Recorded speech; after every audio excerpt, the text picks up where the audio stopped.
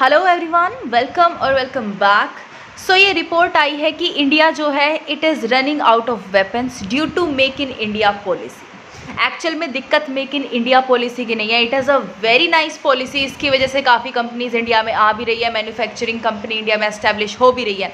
इस चीज़ ने यहाँ प्रॉब्लम क्रिएट करी है वो है मोदी जी का ban on import of weapons from foreign country. Let's discuss this news in detail और इसके कॉन्सिक्वेंस हम पे क्या हो सकते हैं। क्या हमें ये बैन हटा देना चाहिए और फॉरेन कंट्रीज से, रशिया से, यूएसए से, इनसे वेपन्स, फाइटर जेट्स ये खरीदने चाहिए, या फिर बैन को जारी रखते हुए मेक इन इंडिया पॉलिसी को ही आगे बढ़ाया जाए। देखो, पीएम मोदी ने सत्ता में आते ही 2014 में मेक इन इंडिया पॉलिसी को अनवील कर दिया था। उन्होंने बोला था कि हमारे यहाँ एक सुई से लेकर एक फाइटर जेट तक हम मेक इन इंडिया ही रखेंगे, हम बाहर से कुछ नहीं खरीदेंगे। हाँ, अगर बाहर की कंट्रीज़ आके हमारे यहाँ इस्टेब्लिश करना चाहती है, मैन्युफैक्चर करना चाहती है उनके प्रोडक्ट्स, तो प्लीज़ करिए, they are very welcome. But हम उतने ज़्यादा बाहर के प्रोडक्ट्स नहीं खरीदेंगे when it comes to defence deals. लेकिन मेक इन इंडिया पॉलिसी एक लाजवाब स्टेप है, बहुत ही अच्छा स्टेप है, पर उसके साथ साथ आपका बैन लगा देना right away on the import, इस स्टेप ने जो डिफेंस सिस्टम है हमारा उसको वीक कर दिया है और वल्नरेबल कर दिया है to the persistent threats from China and Pakistan.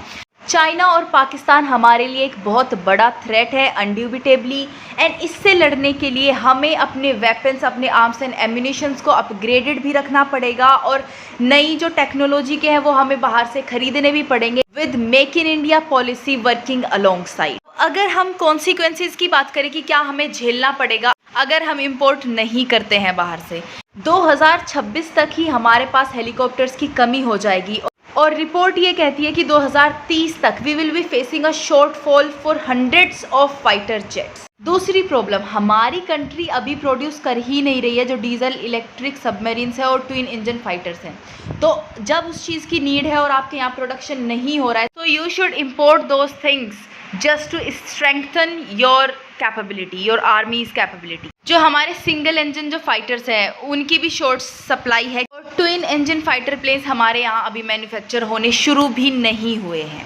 ऐसा माना जा रहा है कि 2030 तक इंडियन एयरफोर्स के पास सिर्फ 30 फाइटर जेट्स बचेंगे, जो कि बहुत कम है अगर हमारे बॉर्डर्स को हमें बचाना है फ्रॉम चाइना एंड पाकिस्तान। हमारे बहुत सारे फाइटर जेट्स की तो जो फ्लाइंग लाइफ है वही एंड हो जाएगी आने वाले कुछ सालों में, और 80% जो हमारे चोपर हैं वो ऑलरेडी जो 30 साल का उनका लाइफ स्पैन होता है उससे ज़्यादा वो यूज़ हो चुके हैं और अभी भी यूज़ में हैं।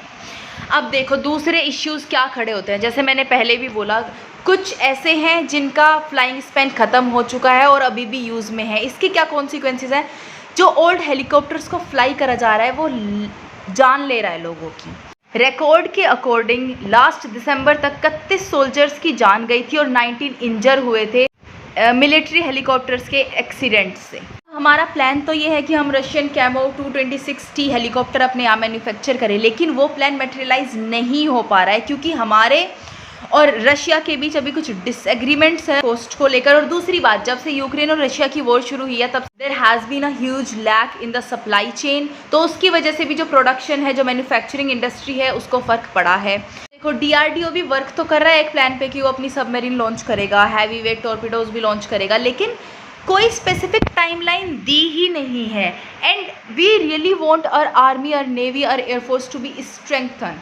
ओके, देखो, मैं बार बार बोल रही हूँ कि मेक इन इंडिया पॉलिसी एक बहुत अच्छी पॉलिसी है, लेकिन इसके अलोंग साइड हमें ये बैन को हटा के इम्पोर्ट करने पड़ेंगे फाइटर जेट्स एंड ऑल जो भी नीड है हमारी जो एयरफोर्स है, हमारी जो नेवी है, हमारी जो आर्मी है, उनके लिए। हमें सक्सेस भी मिली है मेक इन इंडिया पॉलिसी में, जैसे कि हमने अभी अभी अपना INS विक्रांत लॉन्च करा है।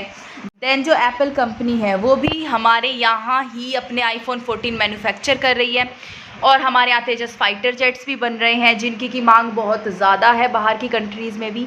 लेकिन अगर हम अपनी कंपनी की मैन्युफैक्चरिंग कैपेसिटी की बात करें तो हिंदुस्तान एरोनॉटिक्स लिमिटेड जो कि तेजस फाइटर्स बना रही है वो सिर्फ 8 तेजस फाइटर्स बना सकती है इन अ ईयर। वैसे वो बोल रहे हैं कि हम 2026 तक अपनी जो कैपेसिटी है उसको डबल कर देंगे, लेकिन with all the demand from across the globe पहली बात तो वो हो जाती है, और दूसरा हमें अपना भी स्ट्रॉन्ग करना है, अपनी भी जो डिफेंस सिस्टम है उसको भी। इसके लिए ये जो कैपेसिटी है ये बहुत लो है, बहुत कम है।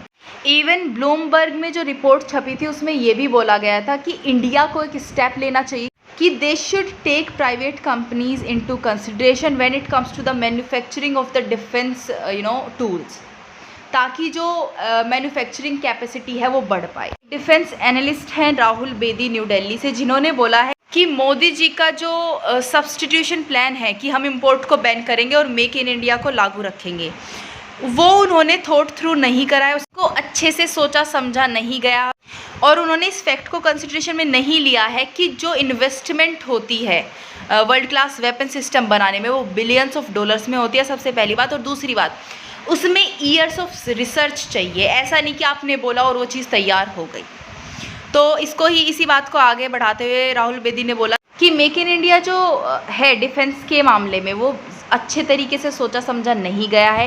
ये एक अच्छा स्लोगन है बोलने के लिए, लेकिन इसमें हमें देखने को ज़्यादातर कुछ नहीं मिला। अच्छा, मैं यहाँ पे थोड़ा सा कॉन्ट्राडिक्ट करूँगी, जैसा कि मैंने पहले भी बोला, INS विक्रांत हमने अभी अभी लॉन्च करा है, that has been a huge success for us, और हम तेजस फाइटर्स भी मैन्युफैक्चर कर रहे हैं हमारे यहीं, जिसकी डिमांड भी बाहर के देशों में भी बहुत ज़्यादा है। तो मैं ये तो नहीं बोलूँगी कि हमें कुछ देखने को नहीं मिला, जस्ट दैट जो हमारी मैन्युफैक्चरिंग कैपेसिटी है दैट इज़ नॉट पर अ रिक्वायरमेंट्स। हमारी जो रिक्वायरमेंट्स है वो ज़्यादा है, हमें अगर हम उतने वेपन्स नहीं लेते हैं तो हमें डबल आर्मी खड़ी करनी पड़ेगी वहाँ पे टू प्रोटेक्ट आवर बॉर्डर्स।